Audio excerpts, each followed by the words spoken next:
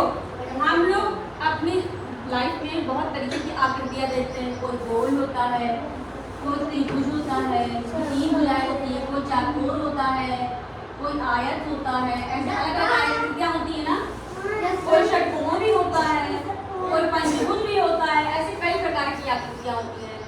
तो हम जब गणित पढ़ते हैं तो गणित में हर चीज को मापने की कला होती है ना। हर चीज को आंकड़ों में देखा जाता है ना। तौलना है तो भी आंकड़ों में। आंकड़े क्या है? गणित। क्या है? गणित। आंकड़े हमेशा गणित में आते हैं ना।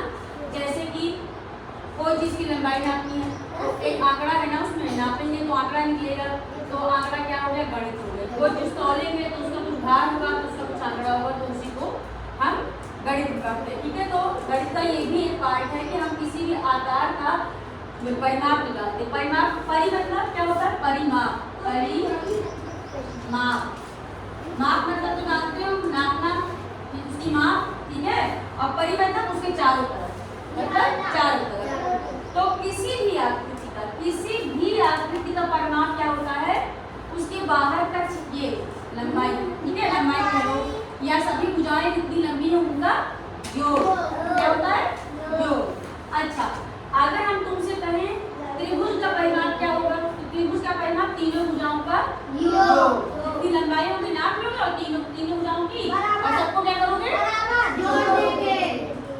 वर्ग का परिमाप, वर्ग में क्या होता है? सभी भुजाएं बराबर होती हैं, तो उसमें हमें कुछ करना ही नहीं है। तो एक भुजा की माप गुणे 4 कर देंगे। चाहे 4 करो चाहे चारों को जोड़ो अलग अलग।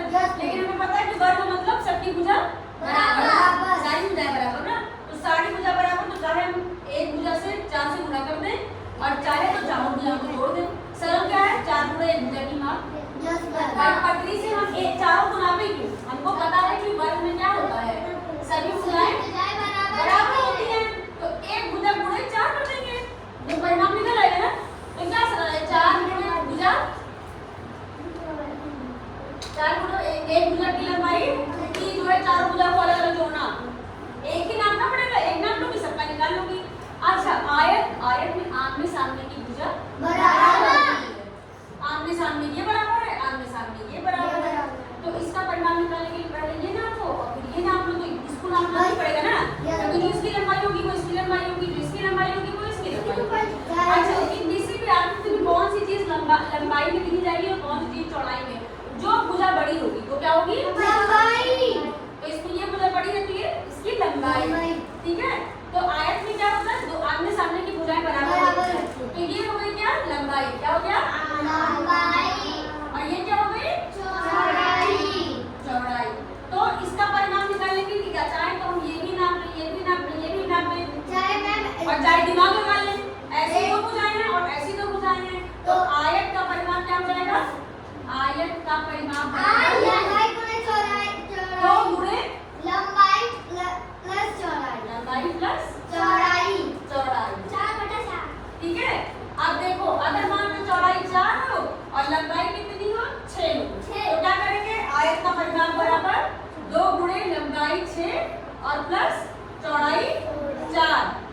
ठीक है, अब देखो, हाँ ये ब्रैकेट कर दो उसको। ठीक है, तो अब देखो ये 6 4 10 और 2 गुणे 10 कर दो, कितना हो जाएगा? 20। यानी इस आयत का परिमाप कितना हो गया? 20। समझ में आएगा ना? तो यही है परिमाप। परिमाप आपको किसी भी भुजा का निकालना आसान ही है। त्रिभुज में तो आपको सभी भुजाओं को नापना पड़ेगा। अगर समबाहु त्रिभुज होगा तो सारी भुजाएं बराबर होंगी, तब तो एक भुजा का तुम करके नाप लो, कर लोगे। ठीक है, एक भुजा गुणे 3 भुजा होती है ना। लेकिन अगर समबाहु त्रिभुज नहीं है, सबका अलग अलग नाप है, सबको नापना पड़ेगा। तो फिर क्या होगा? त्रिभुज का परिमाप बराबर तीनों भुजाओं का योग। ठीक है, वर्ग का परिमाप बराबर 4 गुणे एक भुजा की लंबाई। ठीक है, आयत का परिमाप बराबर 2 गुणे लंबाई प्लस चौड़ाई। समझ में आ गया ना? तो परिमाप का अगर ये फॉर्मूला तुम्हें नहीं भी याद है तो सीधे से क्या करना है? उस आकृति की एक सारी भुजा को नाप लेना है और उन्हीं का योग क्या कहलाता है? परिमाप कहलाता है। लेकिन अगर स्मार्ट माइंड है तो दिमाग लगा लेंगे। तो एक सारी भुजा बराबर होती है तो एक भुजा क्या होगी? उसको गुणा कर देंगे 4 से।